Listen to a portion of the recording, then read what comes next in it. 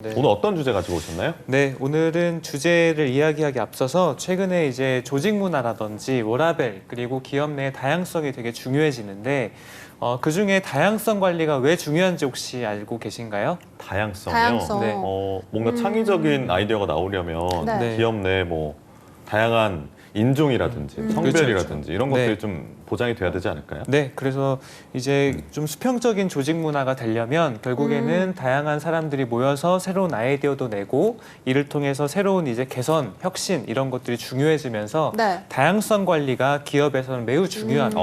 그래서 오늘의 주제는 이 다양성 관리인데요.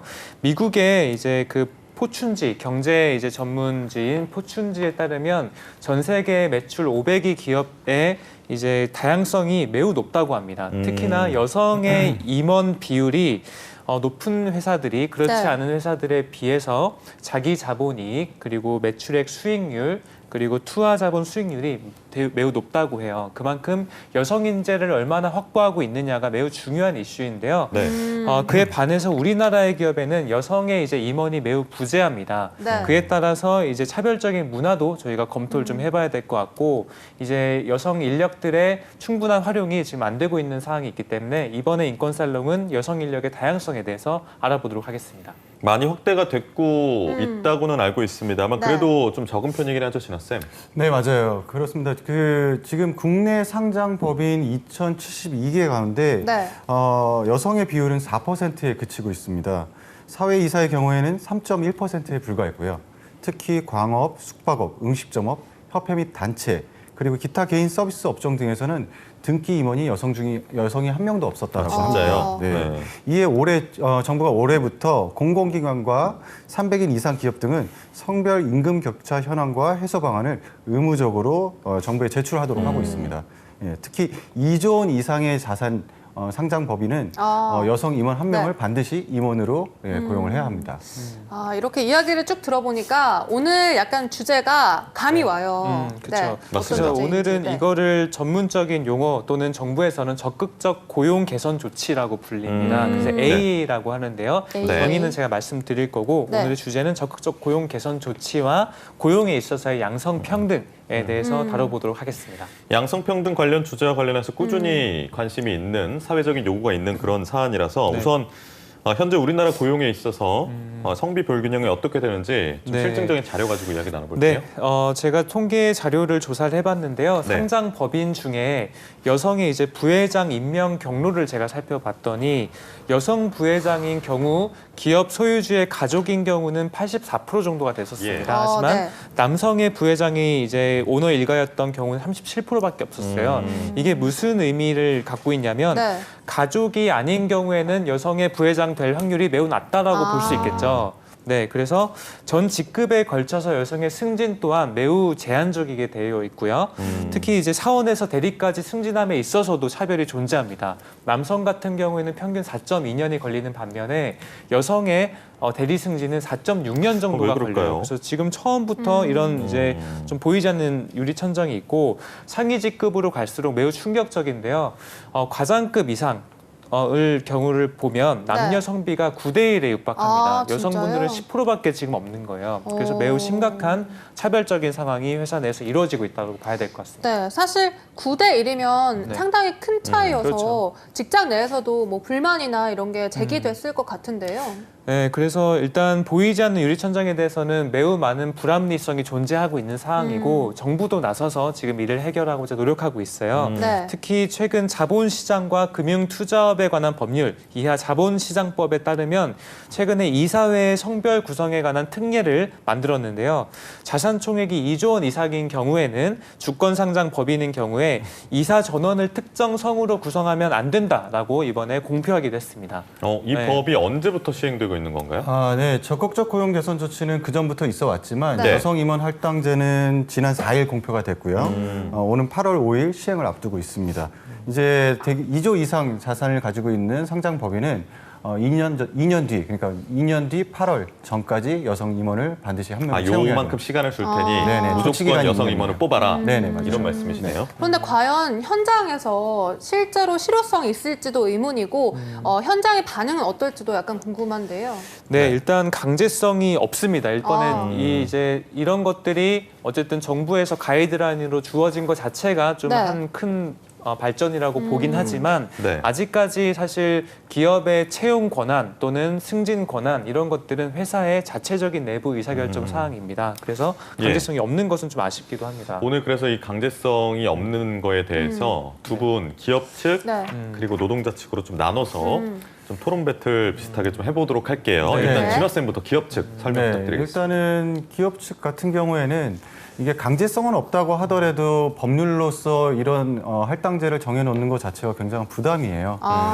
사실 이 경영 환경 같은 경우에는 사실 팀 플레이라고 많이 보거든요. 네. 예, 이 사람들이 오랫동안 호흡을 같이 맞춰서 원하는 목적들을 이뤄 나가야 되는데 갑작스럽게 여성을 반드시 한 명을 끼워라라고 하면은 이제 볼멘 소리가 나올 수밖에 없는 거죠. 예, 팀 플레이가 제대로 안 될 수도 있는 거고요. 그렇기 때문에 이런 부분까지 정부가 개입하는 것은 좀 부당한 것이 아닌가 좀 이렇게 생각을 합니다. 권고는 할 수 있는데 강제성 부여하는 건 좀 지나치다라는 네, 말씀이시고 맞습니다. 진원 쌤은요? 네, 저는 강제성 부여를 해야 된다고 봅니다. 네. 최근에 민주노총에서 이 적극적 고용 개선 조치가 우리나라에서 14년이 됐는데 여전히 아직 권고 수준밖에 지나지 않고 기업들은 이를 바탕으로 의무 고용을 늘리지 않는다라고 지금 하고 있습니다. 네. 특히 지금 좀 충격적인 것은 2017년부터 19년까지 보니까 여성에 대한 충분한 고용이 미달된 사업장이 늘어나고 있어요. 그 말은 즉슨 이 적극적 고용 개선 조치가 실효성이 없다는 것을 의미합니다. 예. 그래서 어느 정도 강제성을 좀 부여해야 기업들이 자발적으로 조금 더 여성 근로자를 채용하거나 임원에 대한 배치를 하는 것을 할 수 있다고 생각합니다. 네. 이제 알겠습니다. 본격적으로 그러면 양성평등과 관련된 사례를 알아보면서 두 분과 함께 이야기를 더 나눠볼 텐데요. 양성평등 첫 번째 사례 함께 만나보겠습니다. 네. 먼저 제목이 공공기관 300인 이상 기업 성별 임금격차 현황 의무 제출 의견은 이란 제목입니다. 공공기관과 상시근로자 300인 이상 기업은 성별 임금격차 현황과 해소 방안을 의무적으로 제출해야 한다. 정부는 모든 상장 법인에 대한 성별 임원 현황을 조사, 발표한다. 정세균 국무총리는 10일 정부 서울청사에서 제10차 양성평등위원회를 열고 이러한 내용을 담은 제2차 양성평등정책 기본계획 2020년 시행계획을 심의 의결했습니다. 정 총리에 따르면 공공과 민간 영역에서 여성의 대표성을 높여가겠다. 특히 고위직의 여성 참여는 조직의 생산성을 높이는 데 기여할 것이다 라면서 선진국의 경우에 여성 임원 비율이 높은 기업의 이익률이 36.4% 더 높다는 조사 결과가 있다라고 언급을 했습니다. 그러면서 우리나라도 자산 총액 2조 원 이상의 기업은 여성 등기 임원을 반드시 두도록 의무화된 것을 시작으로 여성의 의사결정 과정에 참여할 기회를 더 확대해 나가야 하겠다라고 밝혔는데요. 이 사례에 대해서 두 분의 의견을 한번 여쭤보도록 하겠습니다. 어떻게 생각하시나요?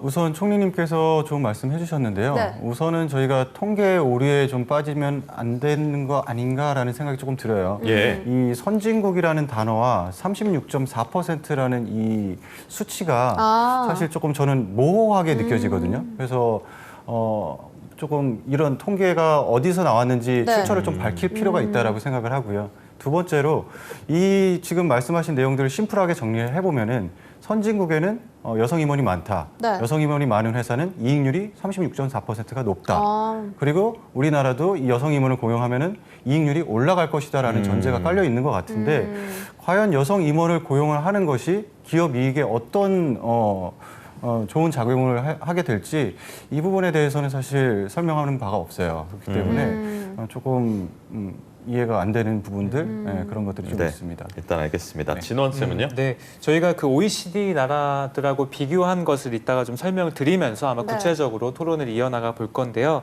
제 생각에는 어쨌든 우리나라의 기업들은 자율에 맡기는 게 맞지만 이미 그 한계를 벗어났다고 봅니다.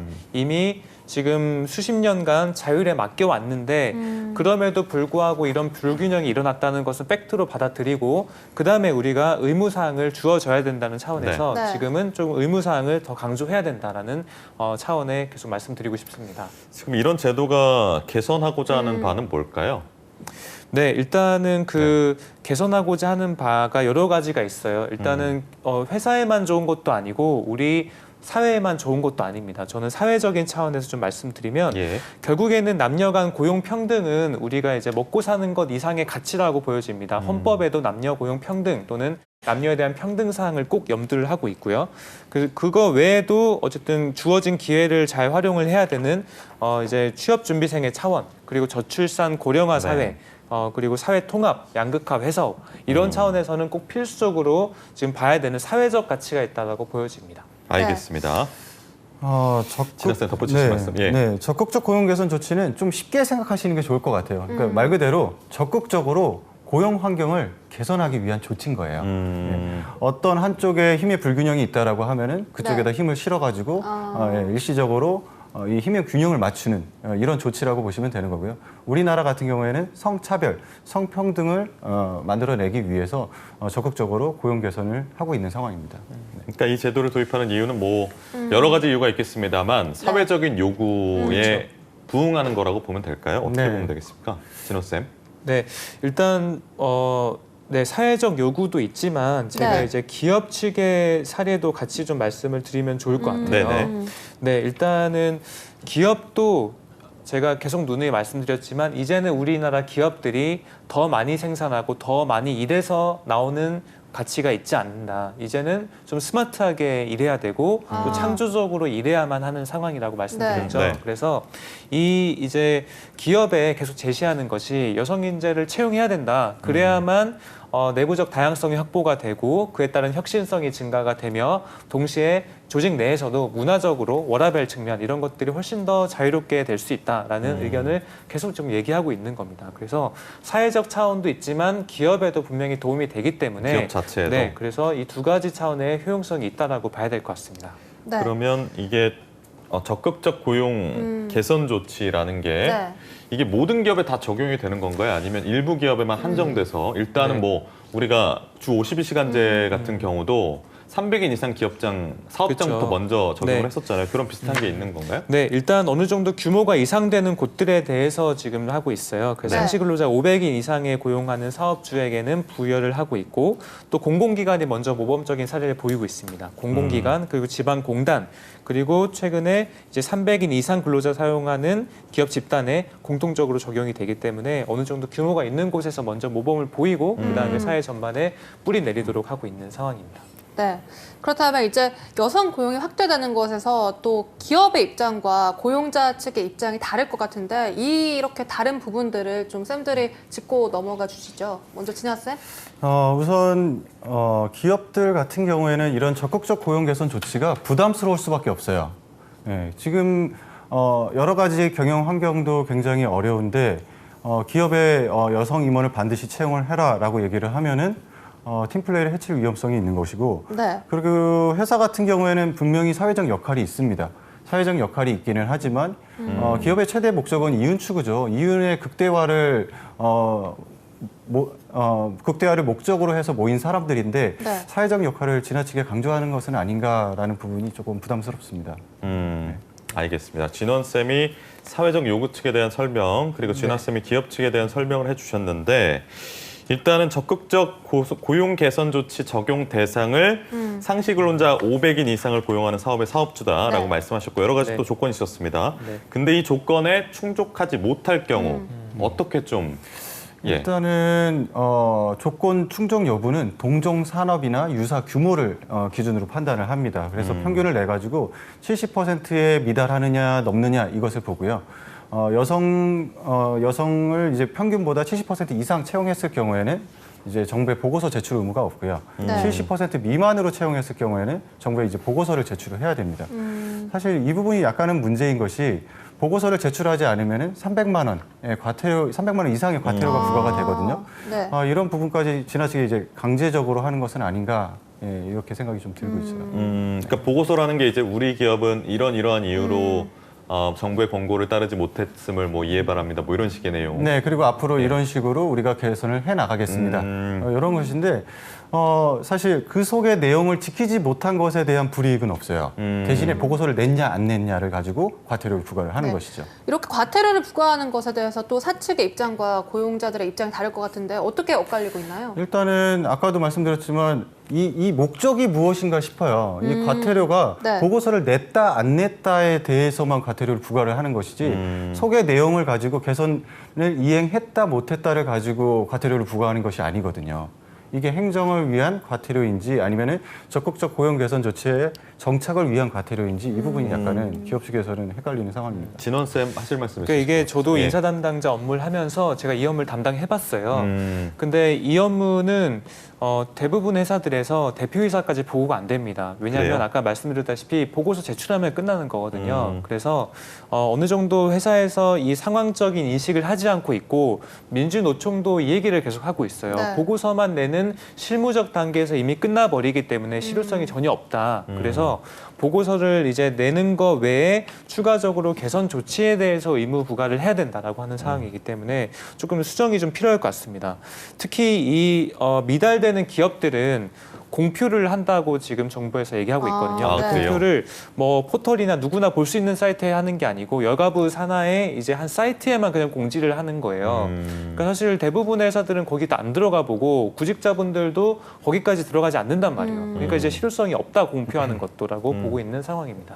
네. 알겠습니다. 그렇다면 뭐 아까 조금 전 정 총리가 뭐 선진국이랑 우리나라를 비교를 했는데 해외에서는 이런 고용 평등, 양성 평등이 잘 지켜지고 있는 건가요?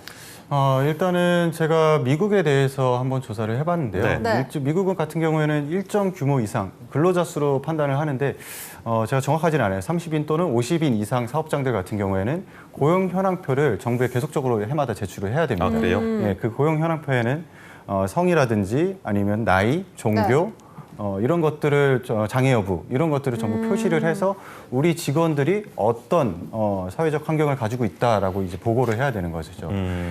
이것의 목적은 미국 같은 경우에는 다양성 추구예요. 그래서 미국의 적극적 고용 개선 조치는 다양성을 추구하는 것으로 향하고 있고요. 우리나라 같은 경우에는 이러한 다양성을 추구하기에는 아직 좀 이른 부분들이 있기 때문에 우선은 성차별을 해소하는 데 주력을 하고 있는 상황입니다. 일단은 우리가 성차별을 가장 피부로 와닿을 수 있는 게 뭐 임원의 비율 이런 것도 네. 중요하지만 일반 사원들 같은 경우는 임금 격차가 제일 큰 문제지 않을까 싶어요, 진원 쌤. 네. 그 지금 이제 해외 사례를 비교한 자료로 제가 말씀드리면 네. 한국의 남녀 임금 격차는 지금 2018년 기준으로 37.1%입니다. 이게 어느 정도 격차냐면 OECD 회원국 중에 최고 높은 수준이에요. 진짜요? 네, 아주 격차가 낮은 나라 같은 경우 벨기에가 4%밖에 안 되고요. 노르웨이, 스웨덴이 7% 수준입니다.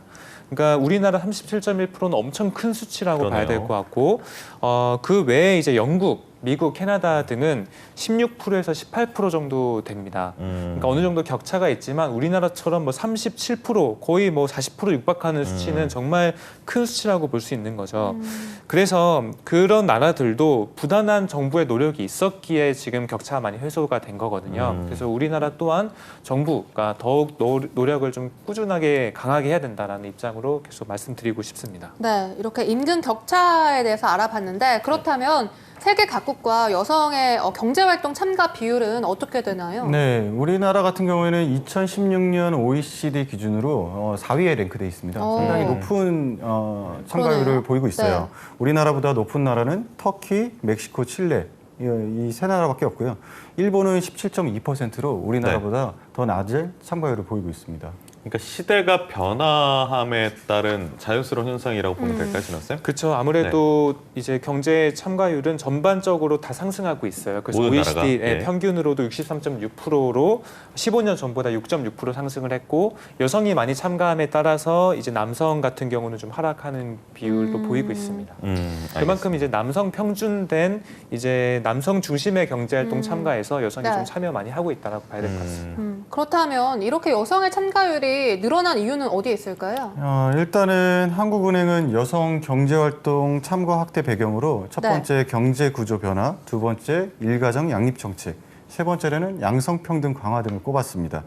여성 취업자가 많은 서비스업의 비중이 커졌고 시간제 고용도 늘어난 것을 이유로 들었습니다. 근데 제가 생각하기에는 이게 이렇게 활동이 많이 늘어난 이유는 과거에는 외벌이로도 4인 가구 기준으로 생활이 됐지만 최근에는 외벌이로 4인 가구가 생활하기가 힘드니까 네. 맞벌이가 늘어난 것이 아닌가 그런 그게 또 생각이 현실적인 들어요. 이유기도 네. 하죠. 네. 집값도 너무 비싸고. 맞아요. 그렇죠, 네. 맞습니다. 맞습니다. 그러면 선진국일수록 여성 경제활동 참가율이 네. 높으냐 이런 것도 좀 짚어봐야 될 것 같아요. 네, 그래서 아이슬란드, 스웨덴, 스위스, 독일 등 유럽 기업들이 지금 유럽의 나라들이 아이슬란드 86.2% 정도가 아이고, 됩니다. 예. 네, 스웨덴 80%, 스위스 79%, 독일 73%, 미국이 이제 67%, 일본도 68% 정도가 평균입니다.